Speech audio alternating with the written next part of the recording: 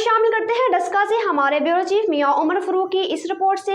Daska patrolling post team Galotia मोड़ का मंशियात फरोशों के खिलाफ क्रैकडाउन, लाखों रुपए मालियत की वलायती शराब बरामद। SSP patrolling region Gujranwala Abdul Wahab और डीएसपी पेट्रोलिंग अरफानुल हक सुलहरिया की जेर निगरानी इंचार्ज पेट्रोलिंग पोस्ट गलोटिया मोड़ सब इंस्पेक्टर यासिर महबूब और उनकी टीम ने मंशियात फरोशों के खिलाफ क्रैकडाउन करते हुए मुख्तलिफ मकामात से दौरान चेकिंग बदनाम ज़माना मंशियात फरोश एजाज और बलाल को काबू करके लाखों रुपए मालियत की 120 बोतल वलायती शराब बरामद कर ली। ये मंशियात फरोश मुतअद्दिद मंशियात के मुकदमात में मुलविस रह चुके हैं।